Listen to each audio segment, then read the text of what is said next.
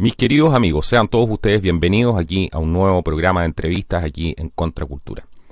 Hoy día vamos a hacer un programa que creo que es una información absolutamente imperdible para cualquiera de ustedes. Tiene una importancia central en todo lo que está sucediendo ahora, especialmente en lo que se refiere a cómo hemos visto que día a día nos están quitando nuestros derechos. El mundo alrededor de nosotros está cambiando con este gran reinicio y con este tema de la pandemia, y todo esto lo único que ha hecho hasta ahora es que vayamos progresivamente perdiendo una libertad detrás de otra, sin contar además con los procesos que ya están activos hace muchísimos años de subversión ideológica, que la mayoría de la gente es incapaz de comprender de qué se tratan. Hoy día nos vamos a concentrar en el tema del derecho, cómo están subvirtiendo el derecho, cómo están cambiando ciertas definiciones, ciertas interpretaciones también de la ley. Y para eso hemos preparado este programa muy especial con una invitada muy especial que estuvo en el último programa, en la última entrevista en Contracultura. La tenemos aquí, Desiree Tramullas, en directo desde Francia. ¿Cómo estás, Desiree? Bienvenida a Contracultura y gracias por estar una vez más aquí y por haberte atrevido a hacer este programa que yo encuentro que es una información clave que todo el mundo debería escuchar y compartir. Hola, buenos días, Carlos. Muchísimas gracias por la oportunidad que me brindas tú y tu programa, y espero que lo que vayamos a comentar a continuación sea de provecho para la audiencia y que saquen sus propias conclusiones y compartamos todos ciertas reflexiones que vamos a hacer a continuación. Exactamente. Y para comenzar, qué mejor que comenzar desde el principio, con buenos fundamentos, con fundamentos sólidos para poder entender este tema y sumergirnos en esta conversación que estoy seguro que va a ser de mucho provecho para ustedes.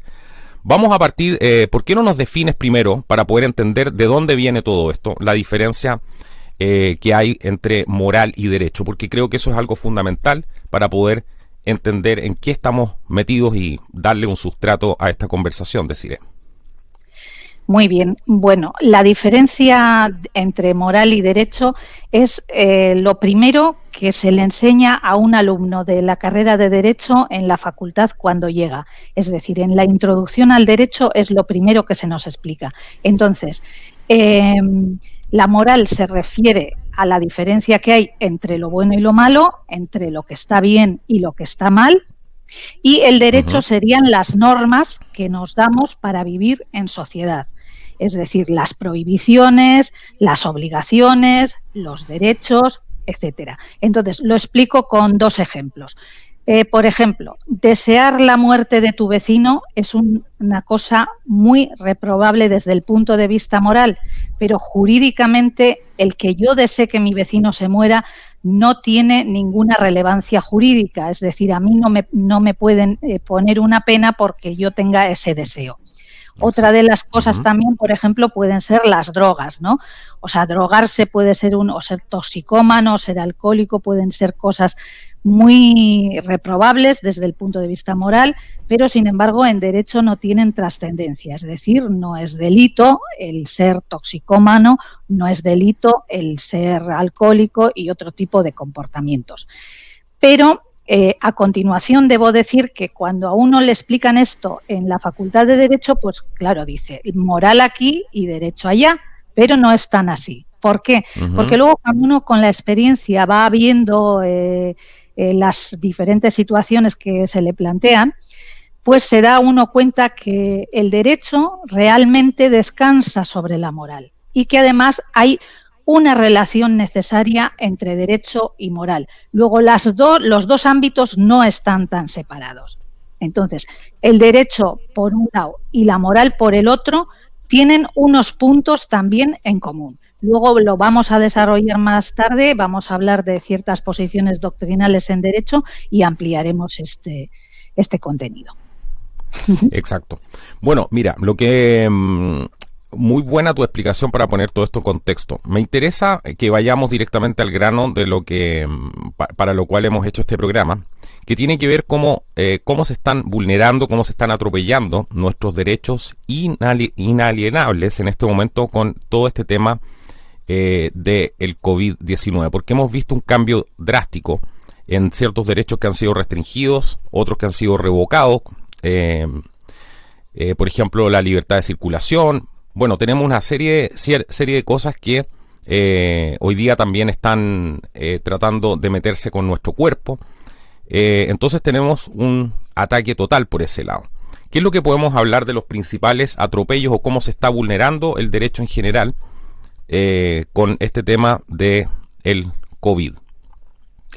Bueno, en primer lugar, diríamos que hay una serie, o sea, podemos definir qué es un derecho inalienable. Estos derechos inalienables, o sea, por ejemplo, son los derechos humanos. Es decir, son derechos que no pueden ser restringidos ni revocados por las leyes y a veces se les llama también derechos naturales y fluyen de la propia naturaleza del hombre como persona libre, ¿no?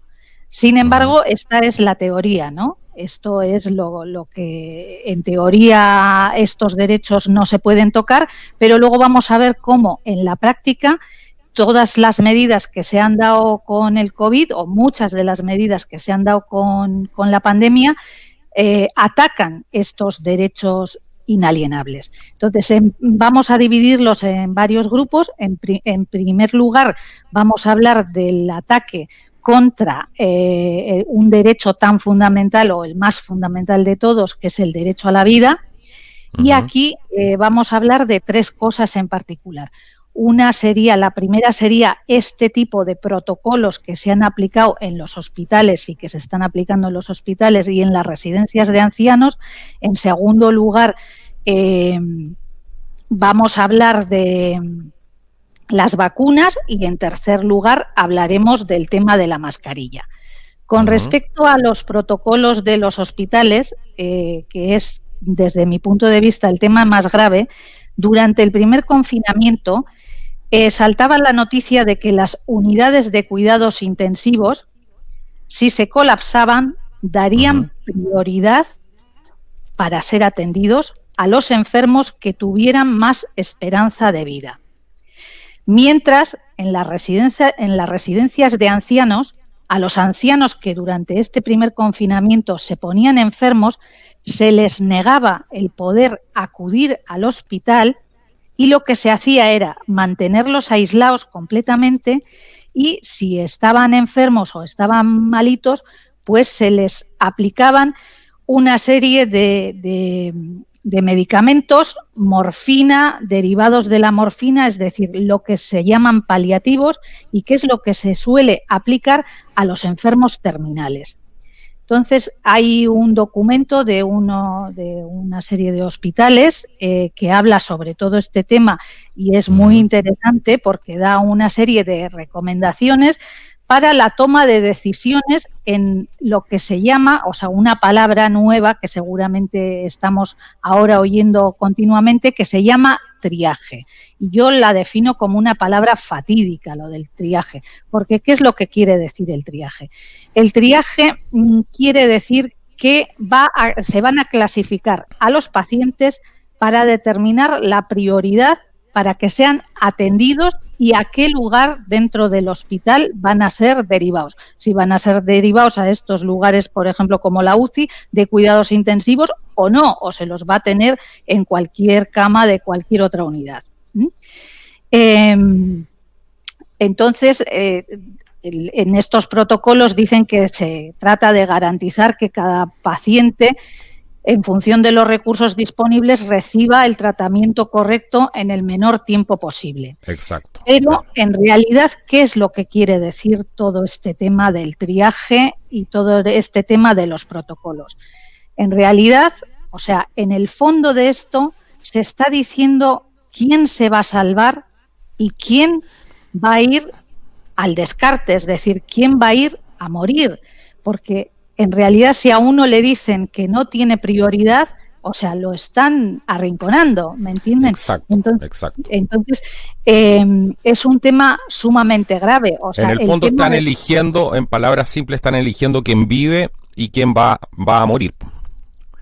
Exactamente, en una cosa tan delicada como es pues los cuidados médicos, porque incluso aunque muchas veces se piense que un enfermo, que un paciente está sumamente delicado y que va a durar unas horas, eso no lo puede predecir nadie. O sea, ningún médico puede predecir que el paciente se vaya a morir en 2 horas. A veces ocurren milagros, a veces ocurren cosas inesperadas y el paciente sin explicación ninguna se acaba salvando. Pero si desde luego no te han dejado entrar en una unidad de cuidados intensivos donde necesitas un respirador, por ejemplo, y te han mandado a una habitación sin ninguna asistencia, pues está claro que ya han decidido que tú no vas a vivir.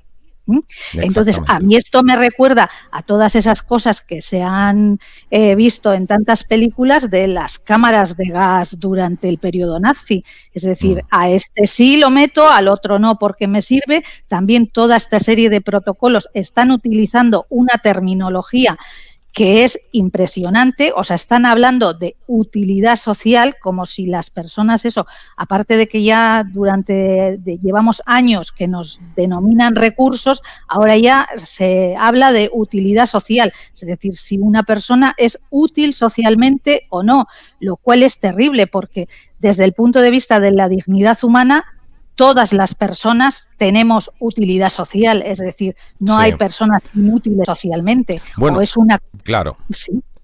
Esta es la misma gente que promueve la igualdad, pues, pero aquí, ¿qué tipo de igualdad? Y aquí si le dicen a una persona que no sirve o que tal empresa sí es importante y tu empresa o tu negocio o tu trabajo no es indispensable. Lo mismo está pasando con tu vida. Exactamente, pero esto desde el punto de vista de la medicina, desde el punto de vista de la deontología médica, es algo terrible y ellos mismos en sus propios protocolos se dan cuenta de lo terrible del caso y bueno, y dicen por lo menos en teoría, que cada caso va a requerir una deliberación oportuna antes de tomar una decisión, pero esto también se contradice un poco con el tema de lo que ha estado pasando en la pandemia, porque si en un hospital están completamente colapsados, están abarrotados, no tienen camas y no sé qué, no sé yo que vayan a tener tiempo para dedicarse a decidir un comité a quién van a salvar y a quién no, a cada paciente en particular, con lo cual eso no lo hacen atendiendo a la individualidad de la persona humana, sino que lo hacen eso con unos criterios más o menos objetivos, es decir, al que tenga más de 70 no, al que tenga menos de 70 sí, o al más de 65, una cosa que es increíble, ¿no? También otra de las palabras que ellos emplean es la maximización del beneficio global. El beneficio global, por Dios, ¿qué es esto? Dios mío. Entonces, desde mi punto de vista, esto supone un fracaso tremebundo del Estado, es decir, y de la medicina pública, porque la medicina pública no es una medicina que sea gratuita, que nos caiga del cielo gratuitamente, sino que las personas han estado pagándolas. En el caso de España, por ejemplo, no son todas las personas, son los trabajadores únicamente, no es toda la población. Los trabajadores han estado pagando durante muchísimos años, algunos 40 años, por tener una medicina y el día que les hace falta ir a una UCI, no, es que entonces como usted no puedo maximizar ese beneficio global, no me interesa y entonces lo mando a cuidados paliativos, es decir, lo mando a la muerte. Eso que dices tú es clave porque explica realmente eso que tú estás mencionando, que no sé si lo hemos mencionado antes en el programa, pero la gente lo pone a veces en los comentarios porque se da cuenta y dice, más encima pago impuestos para que me hagan esto. Y eso explica realmente en el lugar en que nos tienen considerados como seres humanos, si es que se puede hablar ya de seres humanos. Pero eso explica exactamente cómo funciona esto y por qué esto es tan maquiavélico, por qué esto es tan satánico desde cualquier punto de vista, ya a estas alturas de una persona que pueda entender, pagas impuestos para que literalmente el día de mañana te eliminen. Eso es lo que está sucediendo hoy día. Con tu propio dinero, con tu propio esfuerzo, con tu propio trabajo. Ese es el sistema en el que estamos viviendo justamente. Y cuando esto se expone, evidentemente aparece la censura, porque tienen miedo que la gente se dé cuenta antes lo que están haciendo, justamente. Así que claro. Por favor. Sí, sí, por supuesto. Esto es lo que digo yo que supone un grave fracaso del Estado, porque si el Estado tiene que garantizar la salud de su población y está haciendo este tipo de cosas, es que ha fracasado. Entonces sería mejor ir única y exclusivamente a la medicina privada, donde sabemos que si tienes dinero puedes ir a curarte y si no tienes dinero, pues no puedes ir, pero por lo menos lo sabes de antemano. Exacto. No como con el tema del Estado, que es, o sea, la valoración de lo público, que te han vendido que tú con tus impuestos vas a tener una serie de beneficios y luego resulta que no se cumple. Sí, eso, bueno, eso es lo más macabro de todo esto. Tú has hablado de algo fundamental. Antes de ir avanzando en esta conversación, me parece importante poder aclarar eso. Lo hemos hablado muchas veces en el programa, pero creo que mucha gente no lo entiende. Esto del derecho natural son derechos de alguna manera que nosotros tenemos que vienen desde la misma naturaleza o desde Dios, podríamos llamarlo. Hay algunas discusiones al respecto, pero en el fondo ese es el objetivo. Hoy día están reemplazando este sistema por un sistema donde tus derechos emanan directamente del Estado. Eso es fascismo, eso es socialismo, eso es control totalitario, absolutamente. Versus un sistema de derecho natural donde mediante la interpretación, la observación de la naturaleza, de las leyes naturales, se entiende que hay derechos que están por sobre el hombre. Vamos a decir que es una aproximación probablemente más cósmica de lo que serían, se podría incluso decir así, más natural. Y creo que la gente no entiende esa diferencia fundamental de hoy día. Y algunos incluso decían hace algún tiempo, ya están bien callados, decían, no, pero ¿cómo esto va a ser comunismo? ¿Cómo esto va a ser fascismo? ¿Cómo esto va a ser un sistema totalitario? O sea, que hay un sistema que nos están otorgando derechos. Todo este engaño, me gustaría tener tu opinión al respecto, pero yo pienso, por ejemplo, que todo este engaño de otorgarle derechos a la gente y de empezar a garantizarle una serie de derechos, lo único que está haciendo es robarte esos derechos, porque se supone que tú tienes muchos de esos derechos que vienen directamente desde la naturaleza. O sea, por el hecho de tú nacer en este planeta, tienes el derecho a ser libre, por ejemplo.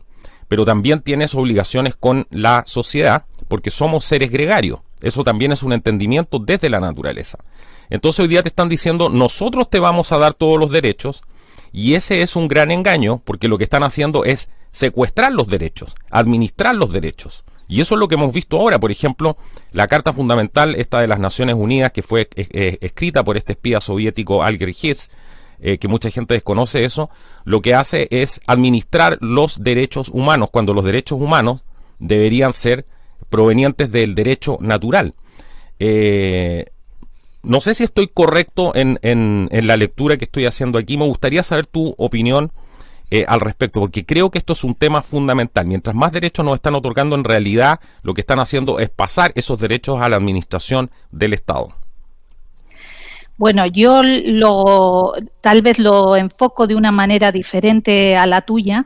Yo hablo más bien de dos modelos, ¿no? O sea, tenemos dos modelos en derecho que sirven para explicar el fundamento del derecho en general. Uno es lo que se llama el iuspositivismo, es el derecho positivo, y otro es el derecho natural. O sea, dos sistemas que también aparecen como una dicotomía, uno en un lado y otro en otro, pero que en realidad también tienen cierta interrelación. Entonces, como tú dices, el derecho positivo, que es el derecho que hace el Estado, el derecho que está escrito, todas esas leyes que se dan por escrito, que son temporales, que se aplican a una determinada sociedad, pero todas esas leyes, todo ese derecho positivo está inspirado en el derecho natural y tiene su fundamento en el derecho natural y tiene que tener la lógica del derecho natural, porque una cosa que se explica en las facultades de derecho también es que a veces, o sea, definir lo que es justicia o lo que es justo a veces es difícil. Sin embargo, enseguida cualquier persona tiene noción y sabe perfectamente cuándo hay una injusticia. Entonces, ahí a eso me refiero yo, que el derecho positivo, o sea, no puede ser injusto. Sin embargo, hay diferentes teóricos del derecho que dicen que el derecho positivo, es decir, las leyes aprobadas por el Estado o hoy en día por los organismos supranacionales, tienen que ser justas porque si no, no son derecho. Entonces, estamos en estos dos sistemas, pero en realidad los dos sistemas se interrelacionan y luego lo que desde mi punto de vista está siendo una trampa para las personas es que cuando se quiere, se dice, no, esto es una cosa muy injusta, tenemos que aplicar principios de derecho natural, porque esto es una injusticia, esto no puede ser, y entonces ahí nos acogemos al derecho natural. Y cuando se quieren, los estados dicen, no, el derecho natural no me interesa, la justicia o la injusticia de una ley no me interesa, a mí lo único que me interesa es que se cumpla lo que yo estoy diciendo en este momento. Véase todas estas normativas del COVID. A ellos no les puedes decir en estos momentos, al Estado, a los organismos supranacionales, señores, están ustedes aprobando leyes contra la naturaleza del hombre. Están ustedes yendo contra el derecho natural, porque a ellos eso no les interesa. Ellos dicen derecho positivo, como está aprobado en una ley o en un decreto o en un reglamento, esto se tiene que cumplir. Pero ellos, sin embargo, están utilizando las dos varas de medir, las dos concepciones de derecho. Cuando quieren, utilizan y hacen llamamiento al derecho natural y cuando quieren dicen no, el derecho positivo se tiene que cumplir sea como sea, aunque sea injusto. Y luego toda esa proliferación actual de leyes y más leyes y más leyes, eso hace que todo el derecho esté completamente desorientado y que eso vaya completamente contra un derecho que sería normal o un derecho que sería sano. Es decir, el derecho están corrompiéndolo completamente con esta profusión de leyes que están dando habidas y por haber, leyes para todo, millones de leyes que se contradicen unas de otras, que es imposible encontrar el hilo, y eso está también en contra del derecho natural. Te entiendo perfectamente. No sé si no se entiende perfectamente, pero exactamente. Pero en lo concreto, en base a lo que dices tú, también tenemos que los derechos están emanando directamente ya, solamente son administrados y emanan directamente del Estado, pasando por encima de alguna manera de este derecho natural. Y eso creo yo, es lo más grave. Por eso es tan importante, por ejemplo, el documento como la Constitución de los Estados Unidos, porque define justamente que los derechos no son otorgados por el Estado, sino que son otorgados por Dios. Creo que esa es una diferencia fundamental. Pero mira, no me quiero extender más en esto, creo que ha sido muy clara en tu explicación. Hablemos qué pasa con el tema de las vacunas, con el tema de la bioética, los derechos humanos, la UNESCO, que trata sobre todos estos objetivos y cosas que tienen que ver con los derechos humanos, para velar por el respeto a la vida de los seres humanos y las libertades fundamentales y toda esta bonita retórica. ¿Qué es lo que pasa con el tema de las vacunas? Porque hay mucha gente que está preocupada justamente de ese tema, deciré. Bueno, voy a explicar un poquito cuál es la situación con respecto a las vacunas, pero también quería advertir a la audiencia que todo lo que voy a decir yo aquí, que son cosas muy críticas contra todas estas legislaciones que nos están imponiendo en cuanto a las vacunas, al uso de la mascarilla, todas estas cosas, quiero decir que no es que yo les esté llamando al incumplimiento a las personas. Cuidado con eso, porque los poderes del Estado son grandísimos, amplísimos y cada vez más enormes. Entonces, no estoy llamando al incumplimiento, simplemente estoy criticando cómo se está legislando y cómo se está interpretando todo esto que atañe a las vacunas, al uso de la mascarilla y demás. Resulta que en la medicina hay un principio fundamental actualmente, que es la autonomía del paciente. Es decir, esto significa que el paciente tiene que dar su consentimiento para los tratamientos médicos. Y este es el principio general, es decir, los tratamientos médicos, ya sean preventivos, ya sean terapéuticos, ya sean de prevención, sí o sí tienen que contar con la contar autorización del paciente. Exactamente, claro, con la autorización del paciente. Pero esto, además, está recogido en el convenio, o sea, en la Declaración Universal sobre Bioética y Derechos Humanos de la UNESCO del año 2005. Y ahí está haciendo mención de esos derechos naturales que tenemos las personas, es decir, de que se nos respete nuestra dignidad humana, los derechos humanos, las libertades fundamentales, y que cuando quieran también la ciencia hacer investigación con el género humano, o sea, dice esta declaración, que solo se debería llevar a cabo previo consentimiento también libre y expreso de la persona interesada. Pero, como todo en derecho, o sea, pues siempre hay un roto para un descosido. Se han buscado excepciones. Entonces, bueno, hay excepciones que son lógicas y hay otras excepciones que nos están abriendo el grifo para cualquier cosa, que es lo que está sucediendo ahora con las vacunas, y lo explico. Sí, porque el gran problema de las vacunas no es que uno se oponga a las vacunas. Yo no me opongo a la ciencia en ningún caso, pero estamos hablando de una vacuna que es experimental. Sí, ese es el punto, que no se ha probado todavía, que no tiene el suficiente tiempo, además. Claro, las vacunas, lo que dice la declaración, en realidad es que todas estas investigaciones científicas, porque si todavía la vacuna está en investigación, o sea, no te las tendrían por qué imponer por la fuerza, es el punto, sino claro, que tendría que ser algo voluntario y algo con el consentimiento, ¿no? Pero también hay tres excepciones con respecto a la aplicación de este consentimiento expreso, que son, por ejemplo, cuando una persona está en peligro de muerte. Es lógico. Es decir, yo tengo un accidente en la calle, me atropella un auto y, lógicamente, pues bueno, si me atienden no van a poder contar con mi consentimiento porque estoy en estado inconsciente o exacto. X. Es decir, en peligro de muerte, ahí se impone una excepción a este consentimiento.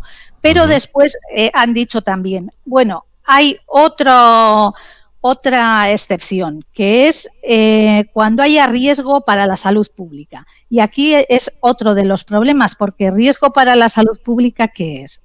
Se supone que una pandemia es un riesgo para la salud pública, pero cuando se aprobaron estas leyes, esta en concreto, que es, bueno, la que yo me estoy refiriendo es la Ley Española de Sanidad, o sea, era en el año 1986, o sea, en aquellos momentos no había ninguna pandemia y evidentemente esto se daba para casos, o sea, absolutamente excepcionales y para otras circunstancias, no para imponérselo a una población mundial, pues eso, de 6.000 millones de personas o de 8.000 millones de personas. Es decir, está hecho para que sea una cosa muy limitada en el tiempo, muy proporcionada, no como lo que estamos viendo ahora, que es la desproporción absoluta de que suceda esto con las vacunas y que te lo impongan y que te impongan todas estas limitaciones, ¿no? con la pandemia. Y luego el tercer caso de excepción sería en el tema de los incapaces o los menores, o sea, las personas que no pueden dar por sí mismas el consentimiento. Entonces voy a poner, por ejemplo, el caso de Francia, o sea, con el tema de las vacunas. En Francia se ha llegado a penalizar a los padres que no pongan las vacunas a sus hijos. Es decir, las vacunas son obligatorias y los padres que no lo hagan pueden ir a la cárcel durante 2 meses y además pueden tener una multa. Esto se supone que, bueno, en un país donde hay libertad y antiguamente solo había 3 vacunas. Yo por eso también, yo no es tampoco que sea antivacunas. Yo lo que digo es que se empieza por las vacunas y luego por dónde vamos a acabar. Porque al principio había 3 vacunas obligatorias, pero es que ahora en Francia ya hay 11 vacunas obligatorias. Entonces, ¿es que esas 11 vacunas obligatorias en realidad las necesitamos o es ya pasarse de la raya porque están vacunando ya por el papiloma humano a niños? O sea, por cualquier cosa. Es decir, que bueno, también esa es la crítica, que si uno abre la mano a la restricción de los derechos individuales, como es que tú no tengas que dar el consentimiento para estas cosas, o sea, ¿hasta dónde puede ir luego alargándose y ensanchándose? Porque lo que es realmente inmoral y lo que va realmente contra todas las bases del derecho es utilizar dos barajas a la vez, es decir, cuando quiero es derecho natural y cuando quiero derecho positivo, que es lo que hacen los gobiernos actuales. Actualmente los gobiernos, o sea, no nos dicen, bueno, usted puede atacar todo esto porque va contra derechos inalienables de la persona. No, ahora nos dicen, esto hay que cumplirlo porque lo dice la ley. Entonces, ¿en qué quedamos?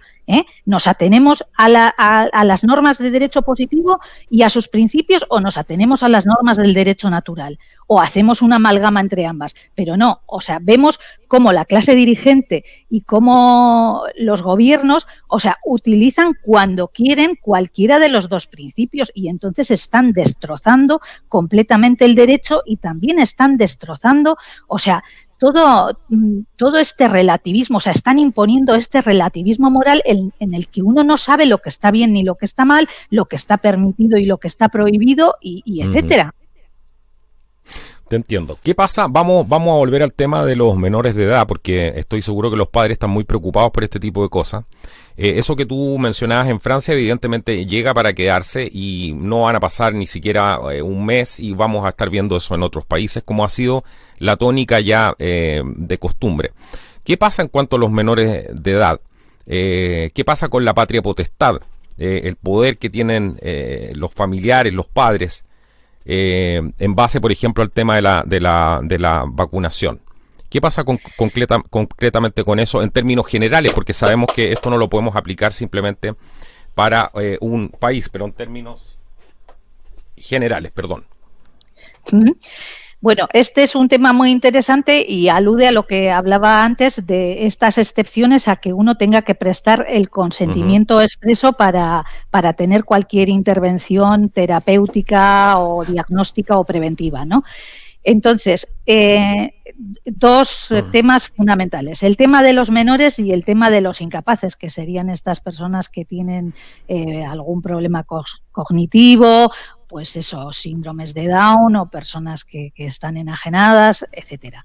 Y como digo, los menores. Entonces, en primer lugar, hablaremos de los menores. O sea, en la mayoría de las legislaciones, o sea, se establecía se establece la patria potestad o ese poder familiar, se puede llamar en otras legislaciones, o creo que en Chile se llama la autoridad paterna, también se llama autoridad parental. Entonces, eso quiere decir que, bueno, los padres o la familia tenía cierto poder sobre estos menores, pero ahora resulta que han venido todas estas declaraciones en favor de los niños, la Declaración Universal de los Derechos del Niño y demás, y entonces ha quitado la declaración poder parental a los padres, para dárselos a los niños, es decir, le reconoce en teoría más derechos a los niños, pero en realidad esto realmente es abrir las puertas del infierno, porque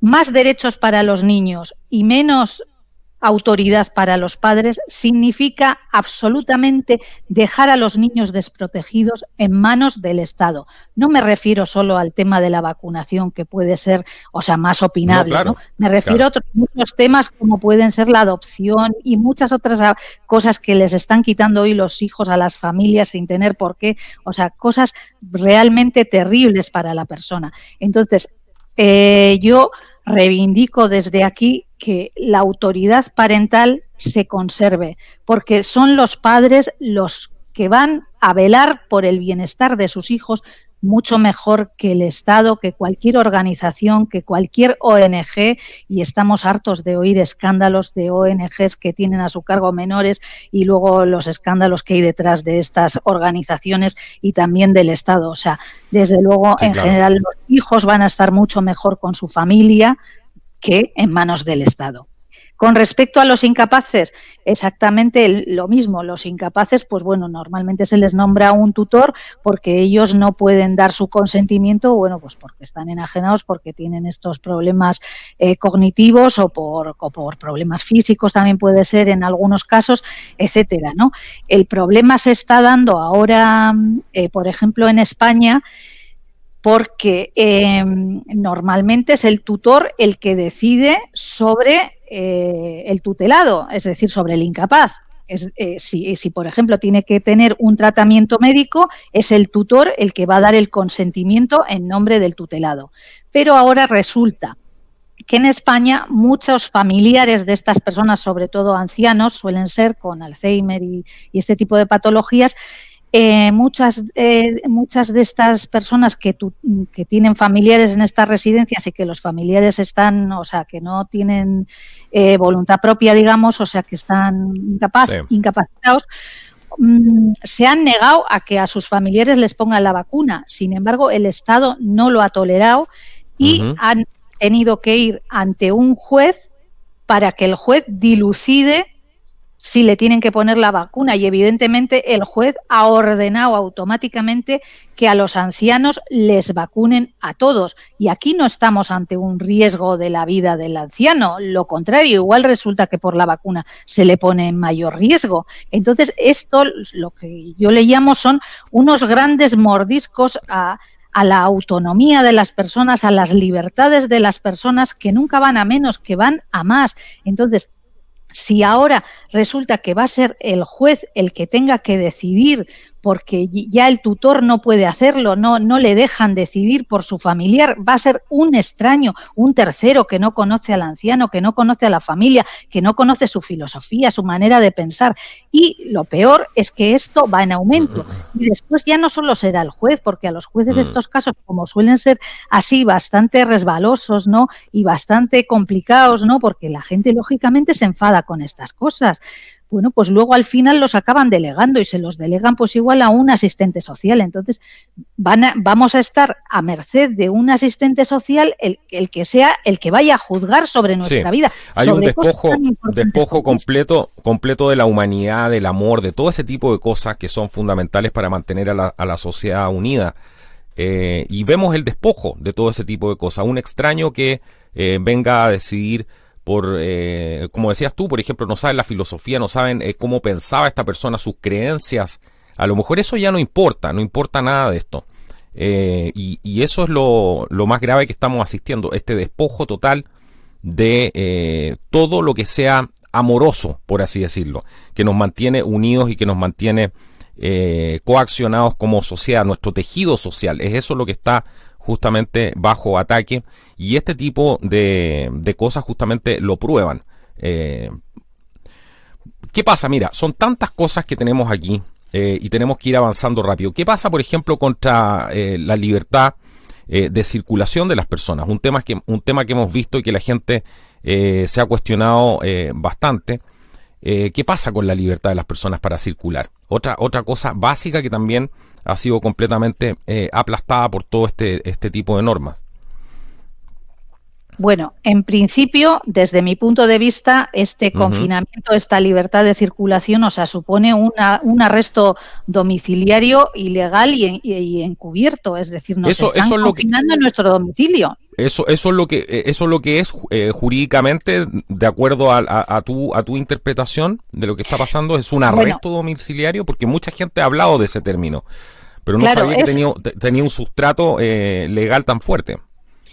Bueno, esto también, digamos, que se puede considerar una opinión. En derecho ya sabemos que cabe todo, sí, claro, ¿no? O sea, con la misma ley puedes defender al asesino y puedes atacarlo, es decir, con exactamente la misma ley. Entonces, todo esto, pues hay que también hacer un análisis, ¿no? Pero bueno, desde mi punto de vista lo constituye. En primer lugar, porque los procedimientos que se han seguido para aprobar todo este tipo de leyes, o sea, han sido muy deficientes, o sea, y muy contrarios al ordenamiento. Se han aprobado muchas cosas por decretos, es decir, es el Poder Ejecutivo el que está ordenando restricciones a las libertades tan terribles como no poder salir a la calle, cuando esto debería ser aprobado por el Parlamento. En otras ocasiones, o sea, se ha aprobado por el Ejecutivo y luego ya el Parlamento lo ha ratificado, ¿no? Que es erróneo, ¿no? O sea, no se debería hacer así. Pero bueno, se ha ratificado por el Parlamento. Pero incluso en estos casos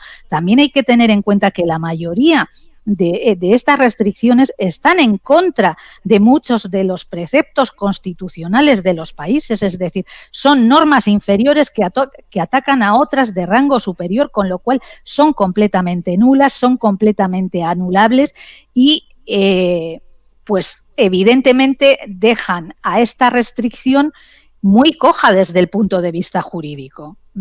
Y también con respecto al tema sancionador. Sí, eso decir, te iba a preguntar respecto a las sanciones, porque además se aplica una sanción en base a esto, ¿cierto? Exactamente. Lo que hemos dicho antes, o sea, estamos hablando por un lado de que el derecho positivo, de que tiene que las leyes tienen que estar, las leyes penales puestas por escrito y reguladas por el Estado antes de que se apliquen, no después, a posteriori. Y aquí estamos viendo que es el ejemplo típico, es decir, se establecen una serie de sanciones, o sea, a posteriori, después de que lo establecen la restricción, o sea, es decir, se están haciendo un montón de abusos con este tema de las sanciones y las sanciones pueden ser atacables desde muchos puntos de vista jurídicos, o sea, de que sean sanciones ilegales. De todas maneras, también tenemos una serie de pautas que ha dado el alto comisionado de la ONU y que ha hablado también de eso, de que todas estas medidas que se están estableciendo, y eso lo dice el alto comisionado de Naciones Unidas, es decir, justo los que nos están prohibiendo, los que nos están restringiendo, pero aún así no sabemos si por hipocresía o por qué están diciendo que estas medidas tienen que ser aplicadas con proporcionalidad, que tienen que ser eso, el menor tiempo posible. O sea, es que no nos pueden dejar como están haciendo esta cantidad de tiempo. Hemos visto eso de la proporcionalidad y todo ese tipo de cosas, que no es otra cosa que es como el entrenamiento de cuando entrenas un perro. Que mucha gente lo ha descrito de esta manera. Evidentemente van apretando la mano de a poco, después sueltan, después apretan, después sueltan.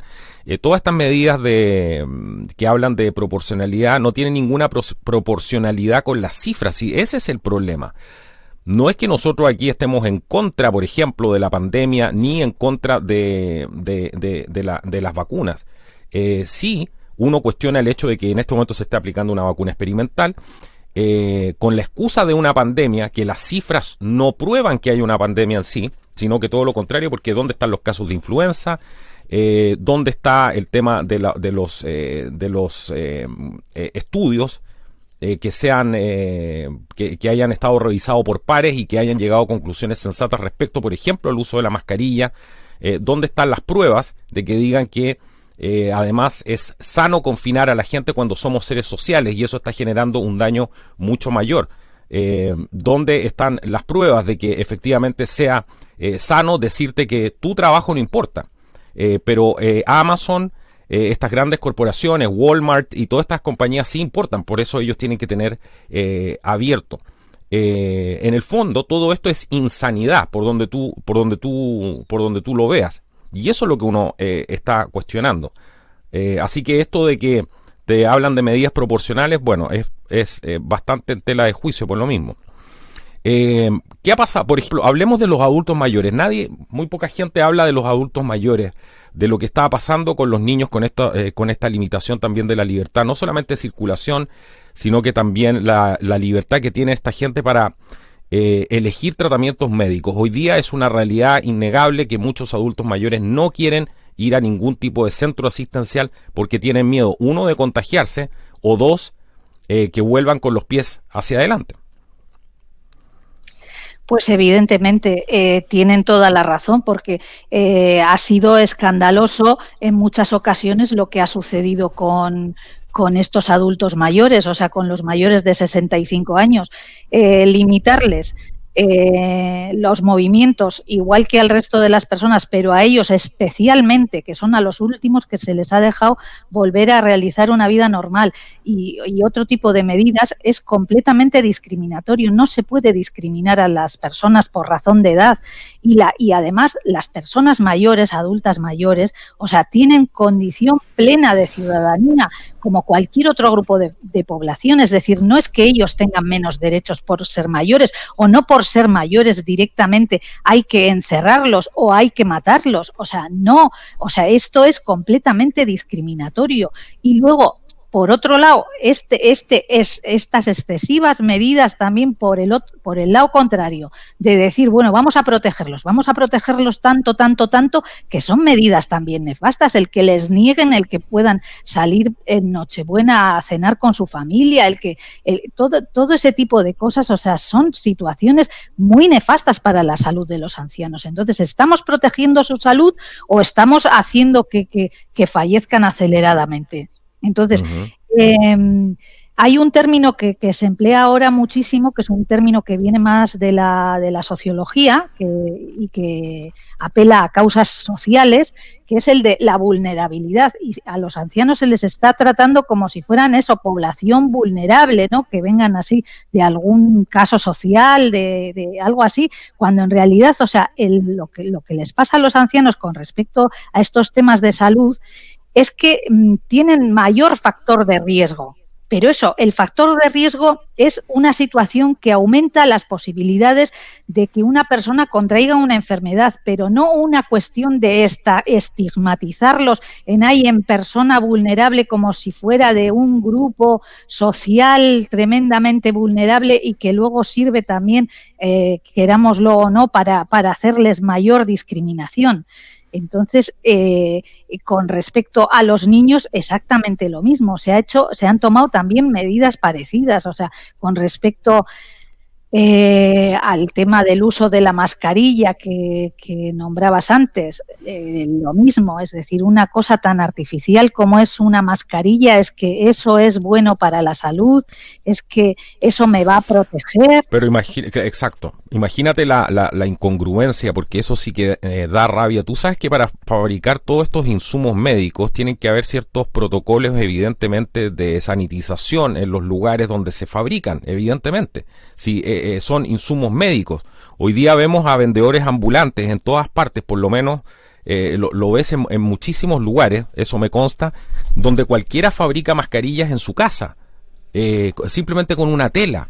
Y se ha transformado incluso en una moda, porque hay algunos que ya la están adornando con cosas y poniéndole lo que me parece más aberrante, todavía le ponen el logo de la empresa y no se dan cuenta que lo que están haciendo están integrando eso como parte de su rostro, como parte de una moda. Entonces, ¿dónde están los protocolos médicos para fabricar una mascarilla? ¿Por qué no se persigue a toda esa gente que está poniendo en riesgo, ¿cierto?, la salud pública, utilizando estos elementos que no han sido fabricados en condiciones de asepsia?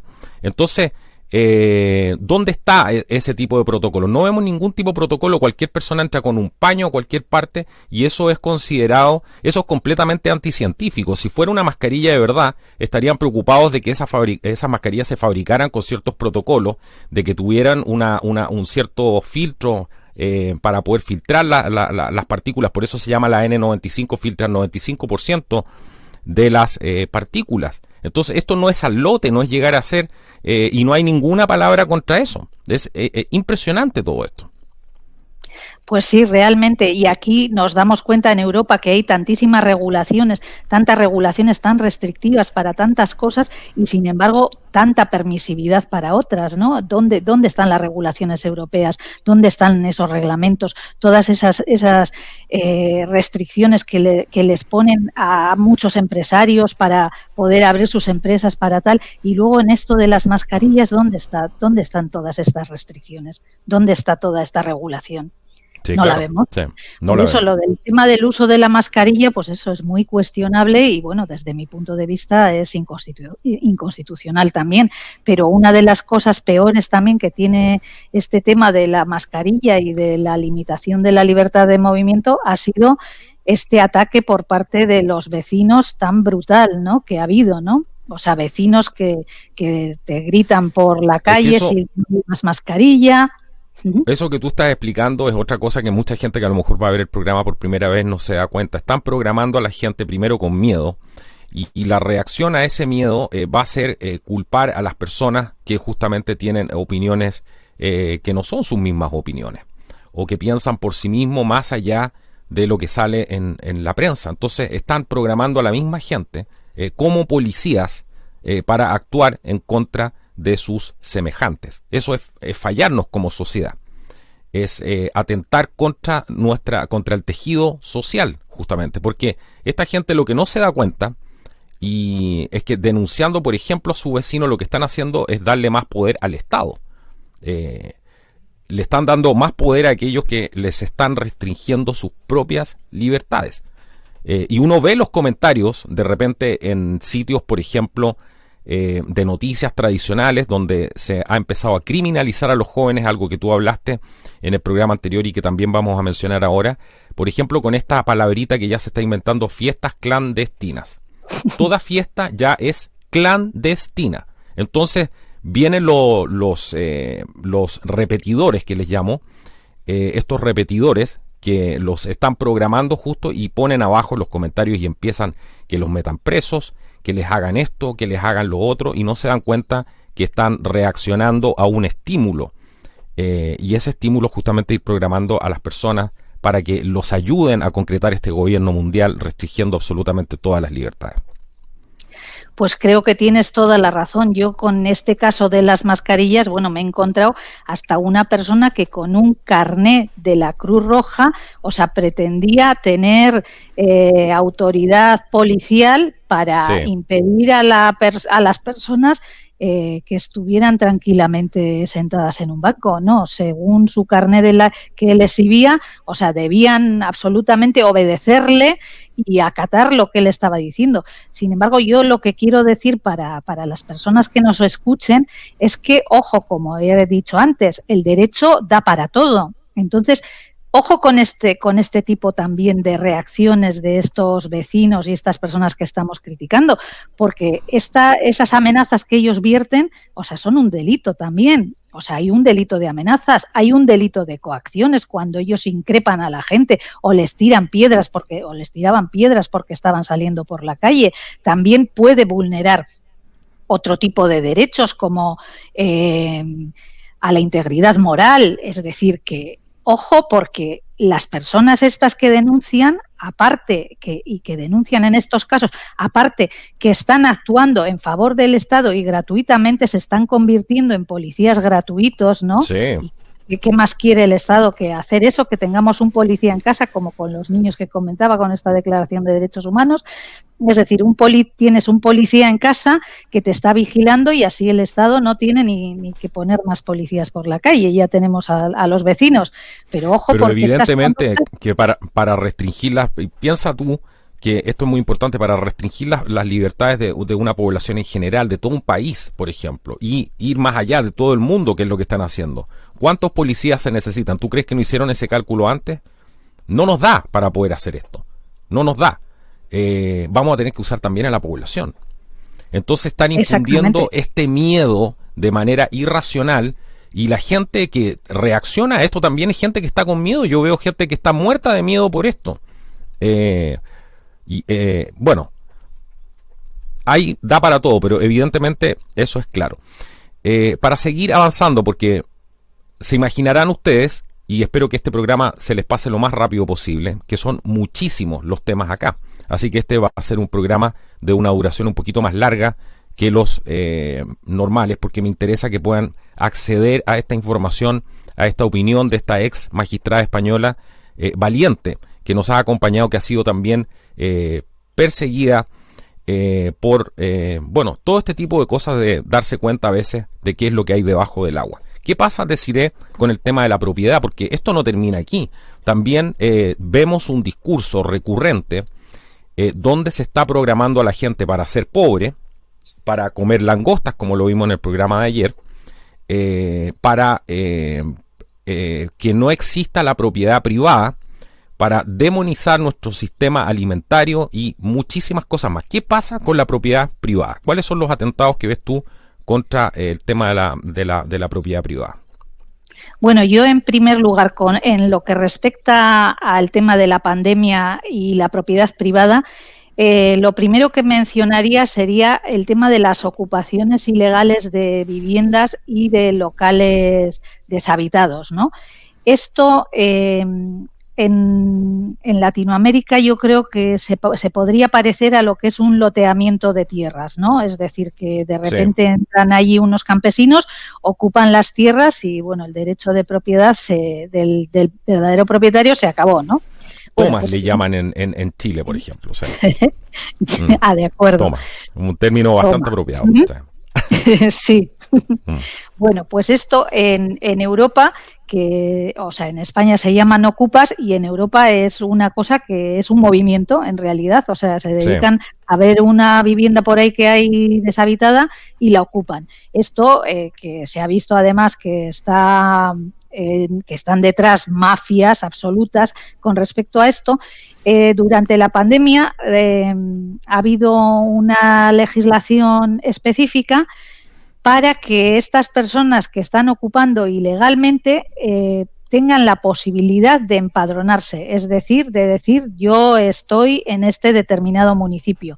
Y esto, aunque parezca que no pasa nada, en realidad es el reconocimiento de facto de esta ocupación ilegal, es decir, porque le están dando ya un derecho por haber ocupado su vivienda ilegal, un derecho a poder estar empadronado en ese ayuntamiento, en esa localidad, ¿no? Y crea un precedente muy malo jurídico, con respecto al un precedente jurídico con respecto al mercado inmobiliario que está absolutamente descontrolado por la inseguridad jurídica que se está sufriendo por todos estos ataques a la propiedad. Y además a estos ocupas que les dejan empadronarse, esto es para facilitarles el que tengan la posibilidad de acceso a una renta mínima. Es decir, que además por el hecho de ser ocupas, encima les regalan, un sueldo, ¿no? El Estado les da una rentita, ¿no? Uh-huh. Los y además ocupan todos estos lugares para hacer sus colectivos y sus centros de subversión cultural y todo ese tipo de cosas. Si ya sabemos para dónde exactamente, va todo es un auténtico movimiento, es decir, no es al azar que se metió una familia, no. Ellos, o sea, tienen una estructura de un movimiento social, ¿no? Sin embargo, a un propietario recuperar un inmueble ocupado por estas personas, o sea, le cuesta, meses y a veces años, si es ¿no? Que lo recupera, si es que lo recupera.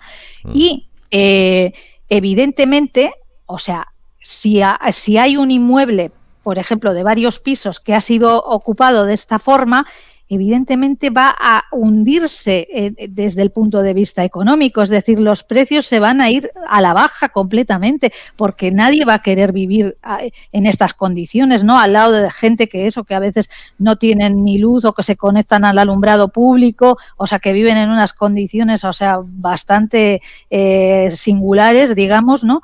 Y este tipo de cosas pues están sucediendo durante la pandemia y encima se están premiando. ¿Eso es equivalente, perdón si te interrumpo ahí, pero es equivalente a una expropiación? O sea, no es que, la expropiación es otra cosa, ¿no? Es otra cosa desde el punto de vista jurídico, o sea, y concreto. Pero en el fondo, claro, equivale a una expropiación, a un expolio, es decir, a que te quiten algo que es tuyo, es decir, o a que te lo hagan mal vender, que es lo que está sucediendo. Es decir, y esto no sucede por casualidad. Las personas igual creen que, bueno, me pasó a mí porque tuve mala suerte. No, perdón, detrás están una serie de mafias y luego esto aprovecha muchísima gente. Y yo les digo, el problema de vulnerabilidad que hay específicamente en Europa, de cantidad de gente que tiene que estar durmiendo en la calle porque no tienen dinero para pagar un alquiler y demás, ¿no? Es terrible. pero este tipo de acciones, de ocupar ilegalmente, no les arregla para nada el problema. A quienes está beneficiando eso es al Estado, evidentemente, que está acabando con la propiedad privada, sobre todo de los pequeños propietarios, y está aprovechando a los carroñeros, que digo yo, a muchas veces agencias inmobiliarias y otro tipo de grandes propietarios que están accediendo a propiedades que valían muchísimo más por mucho menos dinero. Esa es la lectura que yo también tengo de Cire. Es un tema inmobiliario por detrás, es transferencia de poder. Y te voy a hacer un pequeño comentario que vi el otro día en un canal muy interesante en Estados Unidos, que hablaba una mujer que trabajó durante mucho tiempo en Wall Street, y ella hizo un mapa, y este mapa lo puso encima de las protestas en las principales ciudades norteamericanas. Según su análisis, porque ella dijo, yo he sido analista de esto durante muchísimos años, ya estoy retirada, trabajé en análisis también, análisis que tenían que ver con inteligencia. Ella trabajó para el gobierno de Clinton, si no me equivoco, en algunos programas ahí relacionados a todo esto, y ella decía, mi veredicto respecto a esto es claro. Todos estos lugares donde se están produciendo estas protestas están relacionados a lugares de alto interés económico, áreas, creo que eran áreas que denominó ella de color verde, donde eran zonas de alto interés económico, y justamente ahí se estaban produciendo estas protestas. Además, ¿esto qué puede hacer? Que obviamente bajen las propiedades y esas propiedades se terminen transfiriendo a un tercero. ¿Por qué? Porque si las propiedades bajan, evidentemente va a venir otro a comprar. Y recordemos cómo trabaja la élite, que hace mucho tiempo tiene ese dicho: cuando haya sangre en las calles, compra propiedades. Eso viene de la familia Rockefeller, que justamente utilizaba esto y utilizó esto para incluso hacerse con el control de Inglaterra en su tiempo en la guerra con Francia. Así que esto es mucho más allá, es mucho más sofisticado de lo que la gente piensa, y ahí teníamos un ejemplo para ponerlo en contexto, lo que nos estabas hablando tú. Finalmente es transferencia de poder, asegurar que además más gente esté viviendo bajo el alero del Estado, es vulnerar tu derecho a poder trabajar, porque ¿qué sentido tiene trabajar para comprar una propiedad si el día de mañana el Estado está conspirando para poder quitártela, otorgando los derechos a cualquiera? Súmale a esto además que están trayendo cuántos problemas a los países, trayendo inmigrantes indiscriminadamente, que no tienen capacidad ni siquiera de mantenerlo. Entonces, esto es impresionante, impresionante. Pues sí, es impresionante, y ahora hemos visto también cómo estos ataques al derecho al trabajo también durante la pandemia en España han provocado una caída terrible en todo el tema de la hostelería, y se ha visto cómo cadenas enteras de hoteles españoles han sido compradas por otras cadenas extranjeras a mitad de precio o menos. A mitad de precio. Claro, porque evidentemente si no pueden trabajar y no se pueden mantener, hay personas que no pueden estar un año entero sin trabajar, o empresarios que puedan mantener una empresa un año entero sin tener ingresos. Lo mismo pasa con estos son fenómenos de transferencia de poder. Lo mismo pasa con la comida, todas estas cadenas, por ejemplo Uber, todas estas empresas que se han beneficiado tremendamente durante esto, pero te dicen, tú no eres esencial. Ahora están construyendo cocinas para poder, porque dijeron, bueno, si tenemos la capacidad logística de repartir por todas partes, bueno, ¿por qué no además traemos la comida y generamos nuestra propia comida? ¿Qué es lo que más pide la gente? Pizza, sushi y no sé qué otra cosa más. Entonces ellos están, muchas de estas empresas ya están generando sus propios, están expandiéndose mientras el empresario local quiebra. Exactamente, sobre todo eso, los medianos y sobre todo los pequeños. ¿Quién se beneficia de todo esto? Eso es lo que ustedes tienen que pensar, ir pensando en la casa. ¿Quién se beneficia? Decir, ¿qué pasa con el derecho a trabajar? Pues en España lo hemos visto, que el derecho al trabajo, el derecho al trabajo, no se dejó de poder ejercer. Es decir, nos hemos tenido que estar quedando en casa sin tener posibilidad de trabajar, con lo que esto supone, y es otro de los derechos, fundamentales, inalienables y demás. Y luego también vemos, cómo en esta primera pandemia se impidió a las personas trabajar para que nos llegara así de repente o bueno, se nos impusiera a pasos agigantados el teletrabajo, con toda la montaña también de problemas jurídicos que está creando este tema del teletrabajo, que no está para nada regulado, que no se sabe y que en realidad, dicho por personas que lo están sufriendo actualmente, o sea, tienen que trabajar muchísimas más horas que las que antes trabajaban cuando tenían un horario.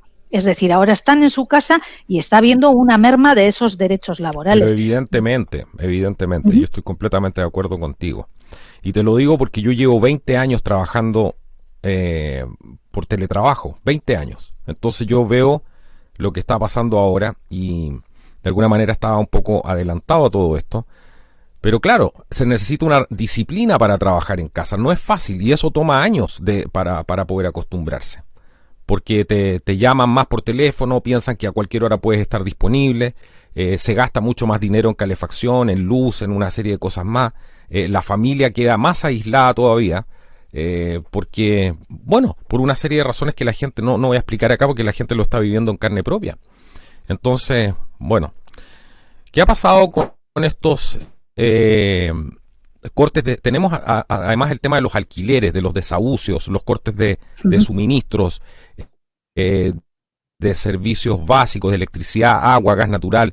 Tenemos el tema de los consumidores vulnerables que están en este riesgo de la exclusión social, donde se está excluyendo literalmente a una parte muy importante de la población. ¿Qué nos puedes contar de eso? Bueno, que empezaré por el tema de los alquileres y los desahucios que ha habido durante la pandemia y que está habiendo. Primero quisiera decir que, o sea, yo soy francamente partidaria del respeto al derecho a la propiedad, pero eso no quiere decir, o sea, que sea contraria a los derechos que tienen las personas a tener una vivienda digna y a vivir en una vivienda, a residir en una vivienda. Entonces, yo creo que al día de hoy, o sea, nunca ha habido tantos ataques tanto al propietario como al inquilino. Yo les cuento lo que sucede aquí en Francia. En Francia hay muchas personas, o sea, no digamos todas, pero bueno, muchas personas que ganando un sueldo, o sea, no tienen acceso a una vivienda, ni siquiera a un cuarto, porque los precios, por ejemplo, en París son tan disparatados que la gente se tiene que dedicar a vivir en una tienda de campaña. Entonces, todo este tipo de regulaciones que han hecho durante la pandemia para que bajen los propietarios el alquiler a la mitad de su valor, todo este tema de que se han paralizado los desahucios, es decir, cuando te pueden echar de la casa en la que vives como inquilino, pues por ejemplo no haber pagado la renta o por otras cuestiones, ¿no? Todo este tipo de medidas que en teoría parece que apoyan al inquilino, en realidad no están apoyando al inquilino. ¿Por qué? Porque luego los propietarios son muy reacios a poder a querer alquilar la vivienda a una persona que no paga y la tienes que dejar allí. Con lo cual, o sea, están pidiendo también lo mismo que decíamos antes de los vecinos que denuncian que están haciendo una función estatal. Estamos viendo que los propietarios, el Estado quiere que hagan la función de Estado, es decir, que den vivienda gratuita a personas, o sea, cuando uno no es el Estado, o sea, los propietarios no son el Estado, es decir, no tienen, o sea, ¿por qué sacrificar bienes que tal vez les costaron mucho trabajo y mucho sudor y esfuerzo el ganarlos? Y ahora el Estado dice, no, tienen que rebajarle a la mitad el precio del alquiler o no se les puede desahuciar. Y esto, siempre digo, va en contra de los pequeños propietarios y en contra de los inquilinos, porque los grandes propietarios que también se les van a exigir este tipo de medidas, ellos van a tener compensaciones.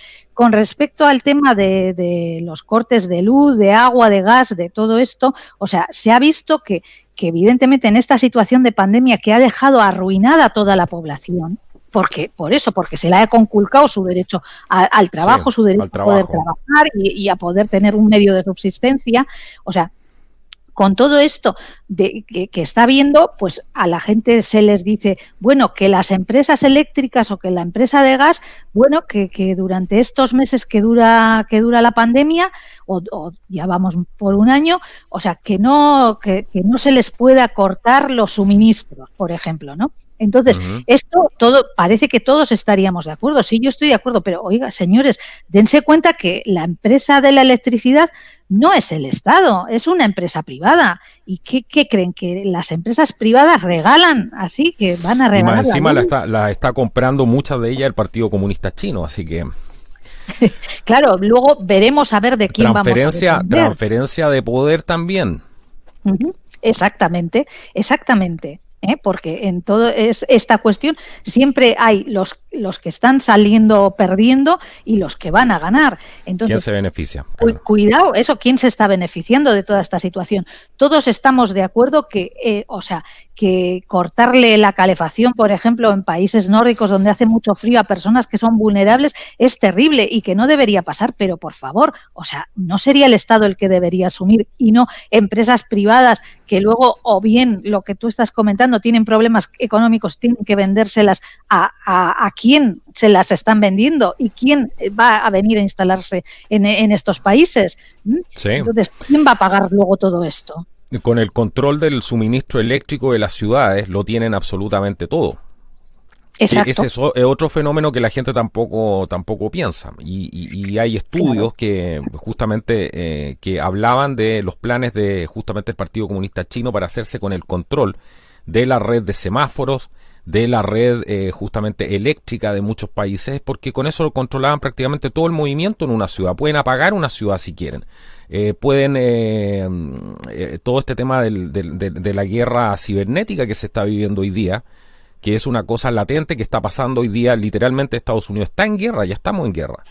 Eso ya lo hemos mostrado en otros programas. Lo que pasa que no es una guerra que se esté mostrando en la televisión, pero es tremendamente complicado el escenario que estamos viviendo. Por eso comentaba en un principio del programa que la mayoría de la gente es muy difícil que pueda entender un escenario tan complejo como el que estamos viviendo. Creo que lo único que queda es aferrarnos a Dios y a nuestras libertades, porque y no entregarle más poder al Estado como se está haciendo actualmente.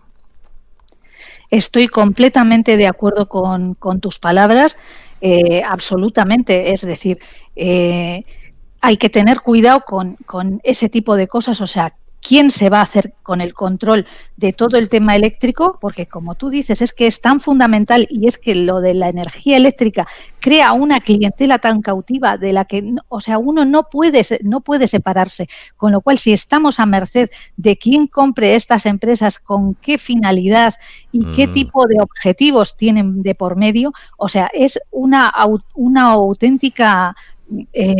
algo completamente nefasto, ¿no? Porque nos va a llevar pues eso, a que igual tengamos una reclamación y no podamos ser atendidos por nadie, a un montón de situaciones que pueden ser muy terribles para los consumidores y que las personas no se están dando cuenta. Y por supuesto, en el tema que estás comentando de que estamos en una verdadera guerra, yo es que lo digo, pero si esto no es una guerra, ¿qué será una guerra entonces? Claro, exacto. Yo he oído hablar de la guerra de mis abuelos y demás, ¿no? Sí. Pero es que lo que estamos viviendo ahora es algo completamente inaudito, es tan surrealista, no sabría ahora cómo definirlo, pero evidentemente una guerra, como has dicho. Sí. Quitarle el derecho a trabajar a una persona es equivalente a matarla de inanición.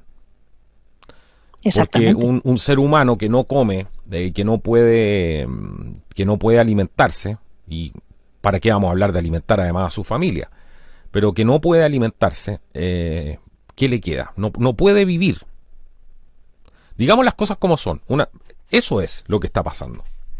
Es impresionante. O sea, ¿qué te queda si te están robando los hijos, tu derecho a comer? Más encima lo que comes te dicen que ahora vas a tener que comer langostas para salvar al planeta. O sea, esto es una cosa que la gente tiene que empezar a abrir los ojos y a darse cuenta de lo que estamos metidos. Claro, yo eso también, al hilo de lo que dices, lo del tema de que cada vez se va a prohibir más que consumamos productos cárnicos y otro tipo de cosas, yo lo que digo, o sea, es que en base a este término, la salud pública y que hay que hacerlo por el bien común y Sí, todas estas cosas, es que cualquier cosa, o sea, lo mismo mañana te van a prohibir, ya lo están haciendo también, que comas azúcar, que la sal, no puedes tomar sal, que lo otro, o sea, es que en base a la salud, o sea, cabe todo, ¿no? Y tú te vas a quedar con ninguna libertad, es decir, y como individuo, o sea, absolutamente hecho una masa amorfa, o sea, porque vamos a ser como una masa ingente, así amorfa, maleable, por el Estado completamente, sin sí, tener ningún tipo de individualidad. nada, absolutamente nada. Claro, eso es justamente lo que quieren. Bueno, ¿qué pasa con esto? Vamos a avanzar un poco en este último bloque para ir terminando el programa el día de hoy. Eh, ¿Qué pasa con las situaciones que se han visto, por ejemplo, situaciones de emergencia pública, donde, por ejemplo, en base a todo esto han tenido que actuar las policías, ¿cierto? Donde hemos visto también actuar a los militares. ¿Qué es lo que pasa aquí con todas estas actuaciones policiales que mucha gente considera de reprobables, donde se están excediendo justamente en sus facultades? Vemos lo mismo que pasa también en las empresas privadas, que le exigen poco menos que pasaportes a la gente ahora para subirse a un avión, para entrar a un supermercado, que permiso para esto, permiso para lo otro, etcétera. ¿Qué pasa con la policía en primer lugar? Bueno, pues con la policía tenemos este documento al que me refería antes, que es de abril del año 2020, del Alto Comisionado de la ONU, que dice o sea, a qué principios o por qué principios debe regirse la actuación policial. Y desde luego dice, en todo momento respetando el principio de proporcionalidad, con sentido humanitario. Señores, o sea, es que estamos hablando de salir a la calle. Salir a la calle en sí no es un delito. Entonces, una persona que salga a la calle cuando hay un toque de queda o cuando se está impidiendo por este tema de la pandemia, no se le puede tratar como si hubiera robado a alguien o como si hubiera cometido un asesinato. Entonces, la policía tiene que tener muy en cuenta este tema de la proporcionalidad y este tema, o sea, de no sobrepasarse, es decir, que está actuando contra la población civil, contra la población en general, lo mismo que los militares cuando han tenido que intervenir. Entonces, los funcionarios encargados de intervenir, o sea, solo pueden usar la fuerza como último extremo, no, o sea, como lo primero que hacen. Entonces, hemos asistido, por ejemplo, en España a situaciones terribles, o sea, Sí, ancianos que los han sacado a rastras de un autobús porque no llevaban la mascarilla, a una chica que porque iba corriendo por la calle haciendo deporte, o sea, un policía se le echó encima y la tiró al suelo, a otros jóvenes porque iban en bicicleta. Es decir, un poco de proporcionalidad, lo está diciendo hasta la propia ONU. Aparte de que todas estas medidas, como hemos dicho antes, algunos juristas las estemos cuestionando, pero incluso aunque admitamos que nos las están imponiendo y las tenemos que cumplir, por favor, la policía tiene que actuar con cordura y con sumo tacto en esta situación, porque no es lo mismo que estar actuando con delitos comunes. Bueno, el problema es que nos estamos igual acostumbrando a que estamos normalizando el hecho, incluso con nuestra opinión en este momento, el hecho de que tengan que actuar con normalidad frente a imponernos una violación de un derecho. O sea, no podemos salir a la calle, pero igual le estamos pidiendo a la gente, a la policía, que actúe con normalidad. Eso es lo complicado de todo. Por eso es tan sofisticado todo esto que están haciendo, porque esas declaraciones de la ONU no es más que para ir normalizando de a poco esto. Entonces, en definitiva, no podemos salir a la calle. En definitiva, nos han quitado ese derecho. Evidentemente, y ese es claro. el problema. Tienes toda la razón. Es decir, nos están diciendo, bueno, la policía tiene que actuar con cordura, pero en realidad el problema no es ese. Es decir, la causa de la causa. No, Es decir, claro, la causa la causa. verdadera es que no podemos estar saliendo a la calle. Eso es lo verdaderamente ilegal. Ahora bien, que la policía no se extralimite también en esas circunstancias Sí, del por supuesto. coronavirus especialmente y también en general, ¿no? Pero eso, o sea, el problema principal y la causa de todo es el habernos limitado nuestra libertad para deambular. Sí, absolutamente. Bueno, y tenemos el tema de la demonización de los jóvenes que tú comentaste también en el programa anterior, estas frases tremendamente peligrosas que se están normalizando y que la gente también está cooperando en, ¿cómo se llama?, poder denunciar estas situaciones, como es todo lo que están haciendo con la demonización de los jóvenes, están impidiendo, como decías tú en el programa anterior, que los jóvenes se diviertan. Más encima la morbosidad que hay está latente porque hay gente que se alimenta de todo esto, porque, por ejemplo, recuerdo en el caso de Chile, creo que la semana pasada, no estoy muy enterado, pero hubo una fiesta en un sector alto, en un balneario, y todas estas conversaciones que hubo de esta fiesta se filtraron por redes sociales y era como el tema del momento mientras estaban asesinando policías en el sur por el terrorismo desatado. Pero el problema es que la morbosidad de la gente hace que igual la gente se interese en esto y termina también normalizando por ignorancia el hecho de que están demonizando a los jóvenes y haciendo esta cosa peligrosa de ponerle ¿cómo se llama?, fiestas clandestinas. ¿Desde cuándo las fiestas son clandestinas? Ahora todas las fiestas, lo que hablábamos antes, son clandestinas. Entonces tienes este tema que los multan, los ridiculizan. La misma prensa, al filtrar este tipo de cosas y al usarlos de ejemplo, los expone a que les hagan daño, porque esa es la verdad. Hay gente que ha estado amenazada. O sea, estamos viendo una destrucción total del tejido social. Sí, esto no trae absolutamente nada positivo. Todo lo que es destrucción, todo lo que es morbosidad, todo lo que es esta cosa de poner a los unos en contra de los otros, no es ningún tipo de beneficio social. Esto de quitarle las libertades a la gente, tampoco vas a construir una sociedad de futuro e igualitaria con una aberración como esa. Y es el espectáculo triste al que estamos accediendo todos los días. Y para colmo, amiga mía, tenemos el tema de la censura. ¿Qué nos puedes decir de la censura? Acabamos de ver un video que filtró ayer Project Veritas, donde Jack Dorsey, el CEO de Twitter, estaba justamente diciendo esto es solamente el comienzo, la cuenta de Donald Trump.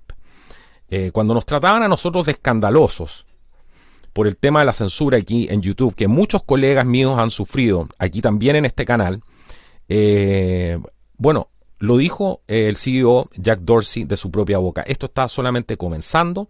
Estamos focalizados ahora en la cuenta de Donald Trump. Eso es lo que dice. Y después vamos a ir absolutamente por todo. Y esto se va a ver incrementado ahora en el gobierno, entre comillas, de Biden. Así, ¿qué nos puedes decir? Más encima, si Pues expones yo creo, todo esto, te censuran. desde luego, pues yo creo que eso, que todos los gobiernos autoritarios tienen mucho interés en censurar a la disidencia, es decir, a cualquiera que opine diferente a ese régimen hay que censurarlo. Pero se suponía que nosotros aquí en Occidente estamos viviendo en unas democracias muy buenas, en unos estados de derecho maravillosos, donde lo principal es el imperio de la ley y demás. Pero resulta que de un tiempo a esta parte, especialmente con este tema de la pandemia, se ha visto como esas libertades y esos derechos y esa primacía imperio de la ley, o sea, se han esfumado de repente. Entonces, los poderes están aprovechando para callar la boca a toda disidencia. Lo mismo ha sucedido con todas las opiniones contrarias, ya sean médicas, ya sean jurídicas, de todos los que se oponen a lo que nos está sucediendo. Es decir, hay que callarles la boca y en el documento este de la ONU Pues ahí se dice que deben ser las propias empresas lo que estás comentando, es decir, Twitter, Facebook, YouTube, las que empiecen a callarle la boca a los disidentes. Luego, por otro lado, dicen que no hay que hacer eso, que hay que respetar a las minorías y a los que opinen diferentes, que hay que respetar el derecho de libertad de prensa, pero en la práctica, ¿qué nos estamos encontrando? Toda esa cantidad de canales cerrados, toda esa cantidad de cuentas censuradas, este ejemplo de Trump que es inaudito, porque ¿cuándo se ha visto eso con un presidente del gobierno? ¿Dónde estamos? Lo que decías, una guerra. Y la señal que está dando eso te está diciendo, bueno, si somos, mira lo que somos capaces de hacer, mira el poder que tenemos. ¿Qué eres Exactamente. tú?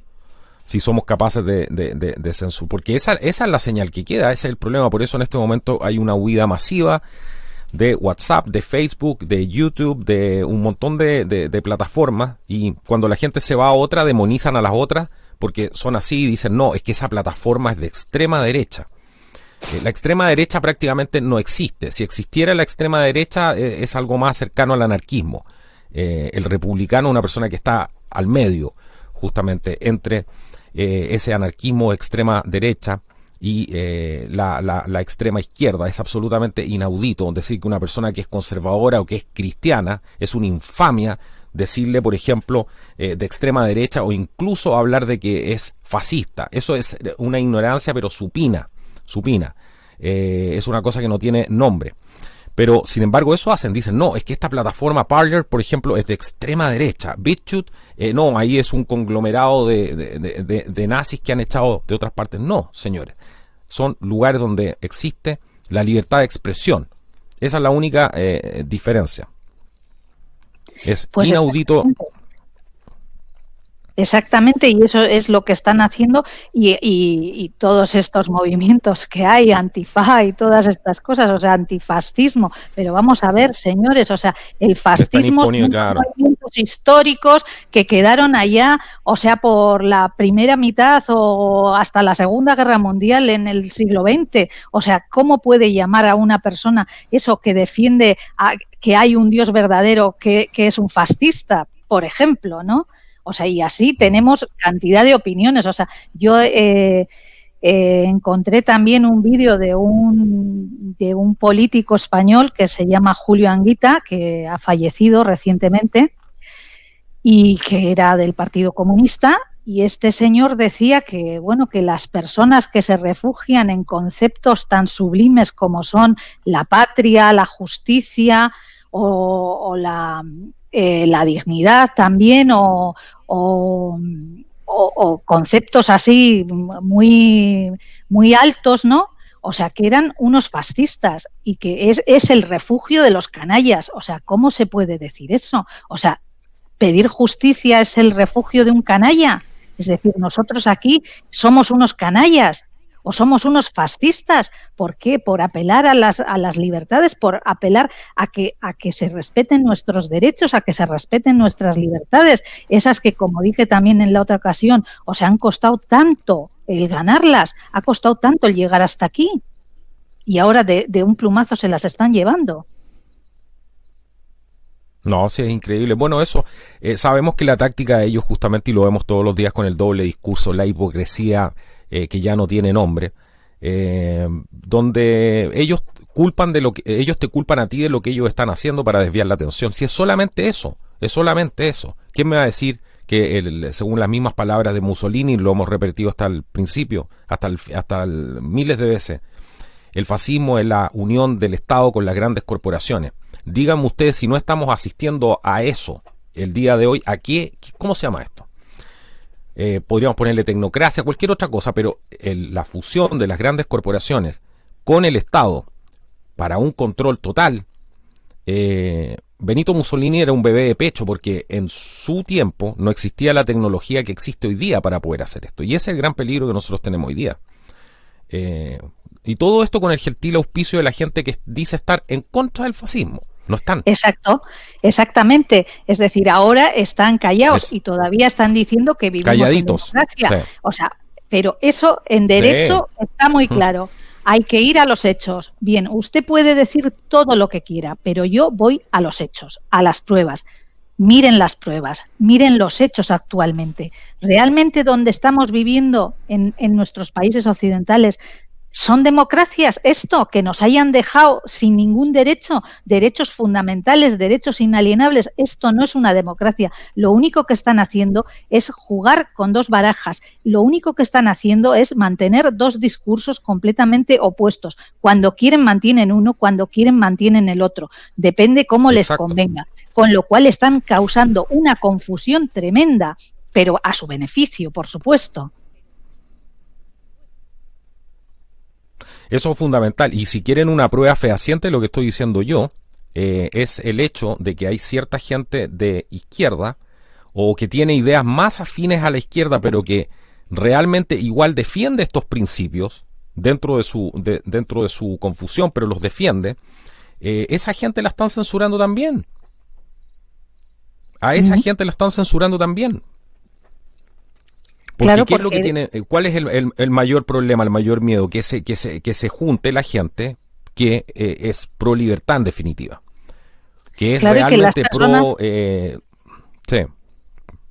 No, por favor, claro, continúa. Que las personas, disculpa, que las personas abran los ojos, eso es lo que no quieren. Pero eso, seamos objetivos, miren las pruebas, miren los hechos, no se fíen de lo que digan. O sea, esto es un principio que los jueces lo tenemos muy en cuenta cuando estamos en una vista, cuando estamos en un acto judicial. Es decir, hay gente que dice cualquier cosa, cualquier maravilla, pero que hay que fijarse en las pruebas, no solo en lo que dicen las personas. Entonces, a mí me pueden estar hablando de democracia y democracia y democracia, pero luego, ¿cuál es la verdadera realidad? Que no hay democracia. Y entonces, y otra de las cosas que está sucediendo es todo este tema de la izquierda y la derecha son cuestiones que francamente pertenecen al pasado. Ese discurso ya hoy en día no se mantiene, por mucho que quieran irnos a hacer votar que si unos de derechas y que si otros de izquierdas, y ahora más nos ponen que si otros son de extrema derecha, cuando en realidad es lo que menos importa hoy en día. O sea, por eso yo apelo a la cordura, es decir, conservemos la cordura, conservemos esa lógica que tienen que tener las leyes para que sean cumplidas por la sociedad, para que la sociedad las apruebe, porque la sociedad tiene que estar conforme con las leyes también. Exactamente.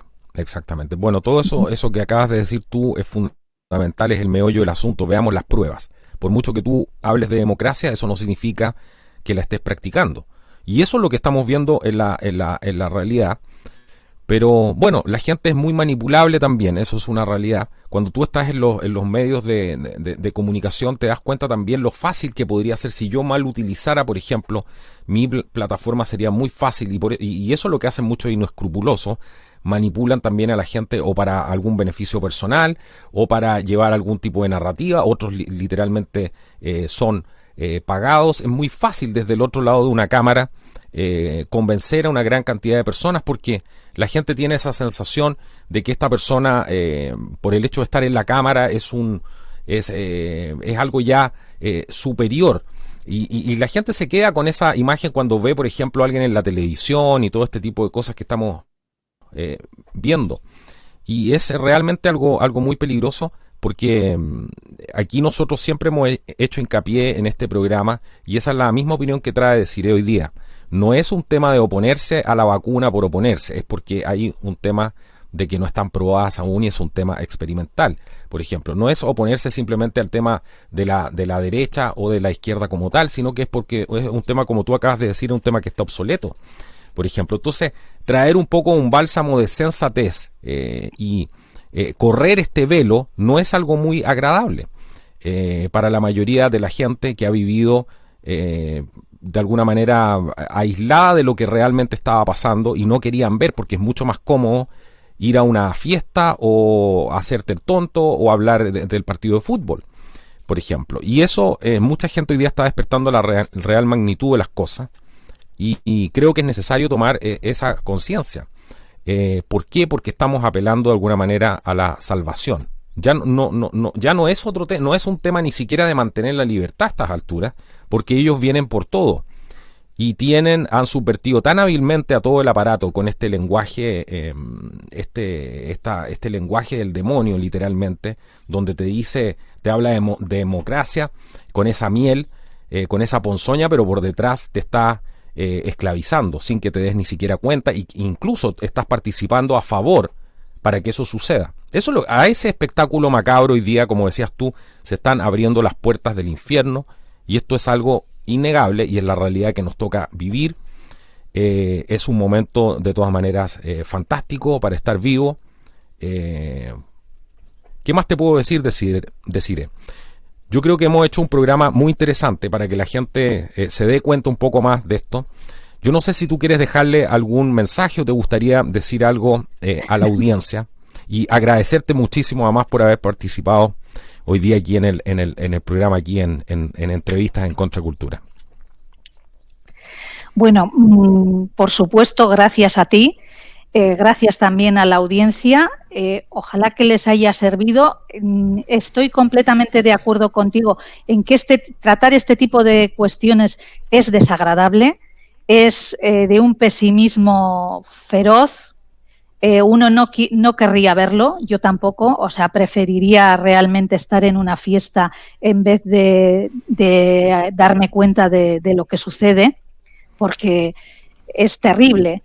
Pero la única manera que uno tiene de poder defenderse y de poder actuar y de poder echar hacia adelante es conociéndolo, ¿no? Entonces, si conseguimos que, bueno, pues que las personas puedan reflexionar un poquito más en su diario vivir, que cómo les están ocurriendo estas mismas cosas que nosotros contamos y que tal vez no se habían parado a pensarlas, pues es una manera ya de empezar a ganar la batalla, de poder empezar a ganar la batalla. Entonces yo lo que querría decirles es darles un mensaje de esperanza. ¿Por qué? Porque la desesperanza es la amiga de la injusticia. Es decir, con desesperanza no vamos a conseguir justicia. La justicia se consigue con esperanza. Se consigue, pues uno consigue levantarse cuando te dicen que te sientes. Uno consigue poder hablar cuando dicen que te calles. Y así tenemos que seguir con nuestra propia convicción y tener una convicción firme de que sí que merece la pena luchar por la justicia, luchar por nuestros valores cristianos, luchar por nuestro derecho, luchar por el derecho natural, y que algún día podamos ver un poquito de luz en esta guerra, como dices tú, Carlos, que nos está tocando vivir, tan dura y tan difícil para defenderse. Y bueno, agradecer a todos y a ti especialmente. No, muchas gracias a ti, Desiree, por haber participado hoy día en el programa. Realmente ha sido un placer tenerte acá. La verdad es que nos quedamos conversando la vez pasada. Se nos ocurrió hacer este programa sobre un tema que encontramos tan fundamental como que entiendan de cómo no solamente nos están quitando nuestras libertades, sino también cómo de alguna manera se está subvirtiendo con todo este lenguaje el Poder Judicial, que es algo que venimos asistiendo hace ya muchísimo tiempo. Así que bueno, quédense atentos al próximo programa aquí en Contracultura. No olviden ir a contracultura.tv. Es nuestra nueva plataforma sin censura, así que pueden ir ahí y suscribirse a Contracultura TV. Estamos con una oferta especial. Por solo $4.99 nos van a permitir seguir haciendo este trabajo. Así que van a encontrar además contenido exclusivo ahí que no está en otras partes. Y de a poco van a empezar a ver cada vez más material. Estamos migrando y no están absolutamente todos los videos ahí, pero los estamos subiendo todos los días y estamos trabajando en todo eso y mucho más. Con el tiempo van a saber más al respecto de eso. Así que tengan un poco de paciencia al respecto. Recuerden, contracultura.tv es el lugar para ir ahora. Si estás buscando un sitio sin censura, lo puedes ver en Roku, lo puedes ver en Apple TV, lo puedes ver en diferentes plataformas también desde tu Smart TV. Así que, bueno, nos vemos en un próximo programa. Esto ha sido Contracultura.